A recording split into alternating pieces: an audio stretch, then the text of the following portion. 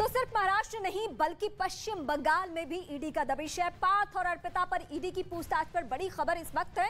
दोनों से करीब 50 घंटे तक पूछताछ हो चुकी है, जिसमें अर्पिता से पैसों के बारे में पूछा गया है। और खबर तो ये भी है सूत्रों के मुताबिक कि बंगाल के टीचर भर्ती घोटाले में पार्थ चटर्जी और उनके करीबी अर्पिता मुखर्जी से ईडी की पूछताछ जारी है और तकरीबन 50 घंटे से ज्यादा पूछताछ की जा चुकी है।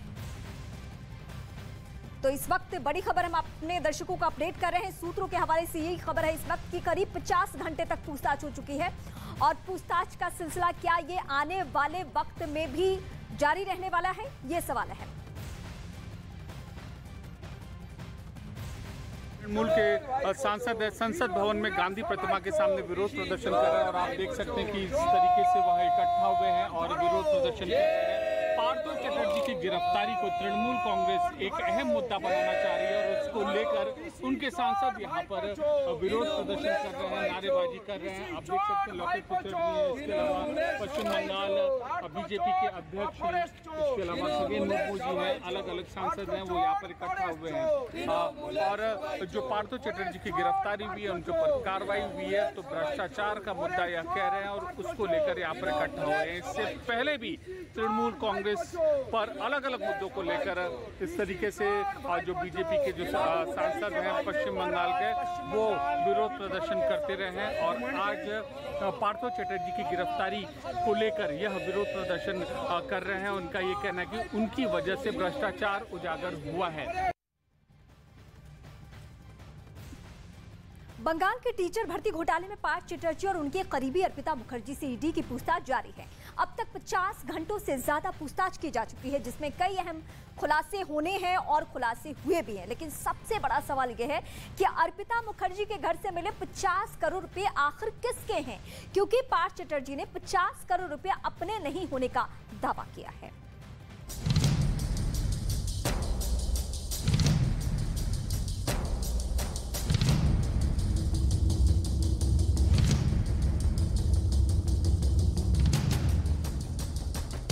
$50 करोड़ कैश की मिस्ट्री, अर्पिता मुखर्जी टू पार्थ चटर्जी, दोनों का रटा रटाया एक जवाब, कैश से हमारा कुछ लेना देना नहीं।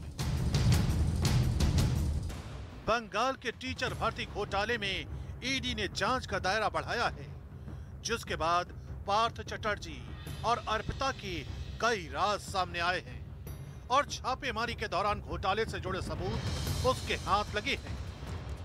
लेकिन सबसे बड़ा सवाल यह है कि अर्पिता मुखर्जी के घर से मिला नोटों का जखीरा किसका है। पूर्व मंत्री पार्थ चटर्जी ने ईडी से ये दावा किया है कि रुपए उनके नहीं हैं। अर्पिता पहले ही इनकार कर चुकी हैं कि रुपए उनके नहीं हैं।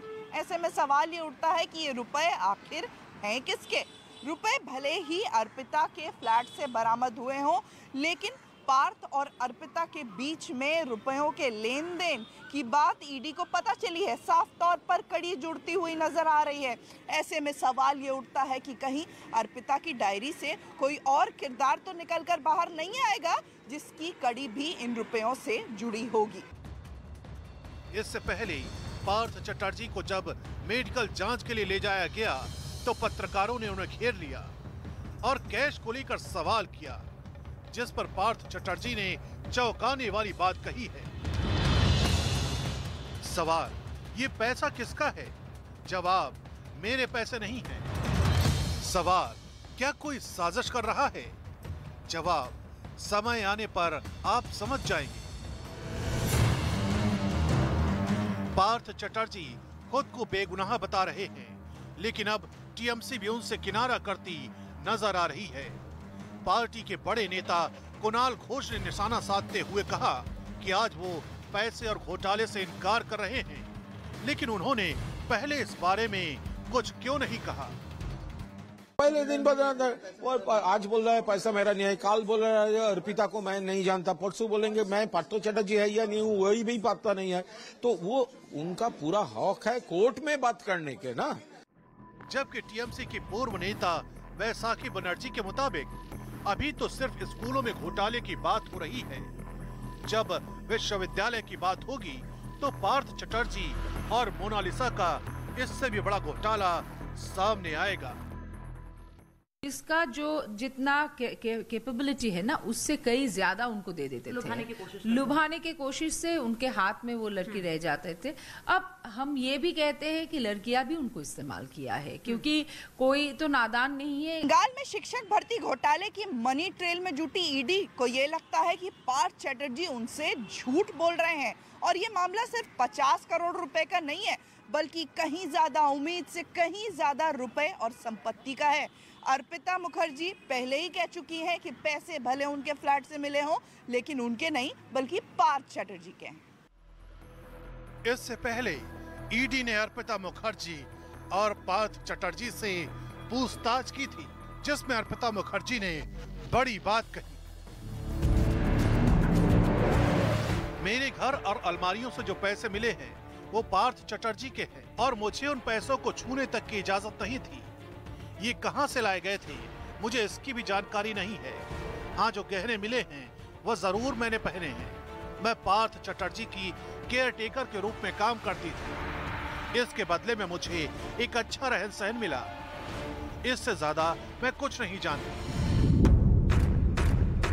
ईडी ने पार्थ चैटर्जी और अर्पिता मुखर्जी से करीब 1 घंटे तक पूछताछ की, जिसमें उनकी संपत्ति, रिश्तेदारों के नाम पर संपत्ति और कंपनी में करोड़ों के लेन देन से जुड़े सवाल पूछे गए। अर्पिता मुखर्जी जहां सवालों के जवाब दे रही थी, वहीं पार्थ चैटर्जी पूछताछ में सहयोग नहीं कर रहे थे। इस बीच कोलकाता के बेलघरिया में ईडी की टीम अर्पिता मुखर्जी के फ्लैट पर पहुंची और हॉल में लगे सीसीटीवी फुटेज को खंगालने की कोशिश की, ताकि ये पता चल सके कि फ्लैट में पार्थ के अलावा और कौन आता जाता था। ये पैसे कैसे और कब लाए गए थे, क्योंकि ईडी को अर्पिता के घर से पहली बार छापेमारी के दौरान 22 करोड़ रुपए और 70 लाख का सोना मिला था, जबकि दूसरी बार छापेमारी के दौरान अर्पिता के घर से 28 करोड़ रुपए और 4 करोड़ का सोना बरामद हुआ था। ईडी के सूत्रों के मुताबिक पार्थ चैटर्जी की ब्लैक मनी को व्हाइट में बदलने के लिए किया जाता था। इन्हीं कंपनियों के नाम पर कई महंगी कारों को खरीदा गया था, जिसमें अर्पिता मुखर्जी घूमा करती थी।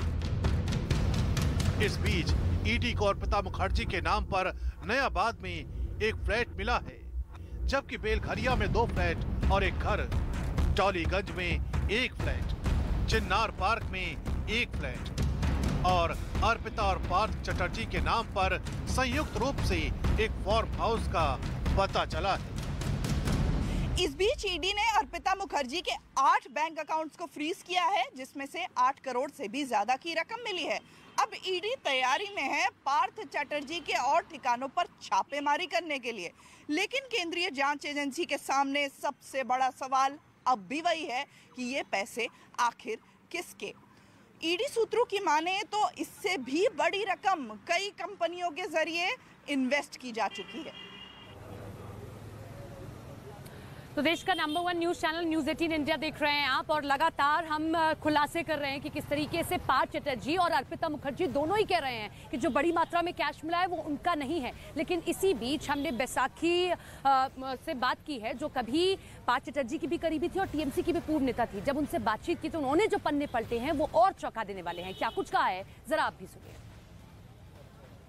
पार्थ चैटर्जी और अर्पिता मुखर्जी पर ईडी का शिकंजा हर दिन कसता जा रहा है। पन्ने जैसे जैसे पलटते हैं, हर दिन नए खुलासे सामने आते हैं। ऐसे में टीएमसी की पूर्व नेता बैसाखी बनर्जी हमारे साथ हैं और वो चौंका देने वाले खुलासे कर रही हैं। देश का number 1 news channel news 18 India उस पर क्या खुलासे वो करने जा रही हैं और क्या उन्होंने पार्थ चैटर्जी के स्वभाव में देखा, उनसे खुद जानते हैं। आपने क्या देखा पार्थ चैटर्जी के स्वभाव में और क्या खुलासे आप कर रहे हैं? देखिए, अभी तो स्कूल सर्विस के बारे में हम लोग इतना घोटाला देख रहे हैं, इतना भ्रष्टाचार के बारे में बोल रहे हैं, मगर कॉलेज और यूनिवर्सिटी लेवल में ये एक अलग लेवल ले लिया है। यहाँ पे एक कोना ऐसा नहीं है जहाँ पे हम ये बोलना चाहते हैं कि पार्थ चैटर्जी ने, उनका एक मैनेजमेंट का बैकग्राउंड है, शायद उनका पूरा मैनेजमेंट का स्किल उन्होंने यूज किया था पूरा करप्शन का एक इंडस्ट्री ओपन कर देना एजुकेशन सेक्टर में, क्योंकि हर एक प्राइस, हर एक पोस्ट का एक प्राइस टैग था। नाम और सामने आया था, मोनालिसा नाम है और अभी वो फरार चल रही हैं।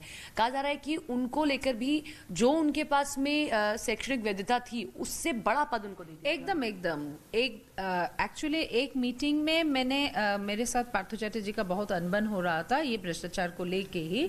तो उस मीटिंग से मैं जब बहुत कड़वा बात करके निकल जा रही थी तो कोई औरत उठ के बहुत दादा दादा करके बात कर रही थी। तो जिस तरीके से वो बात कर रही थी तो मैंने उनको कहा कि सर ये है कौन?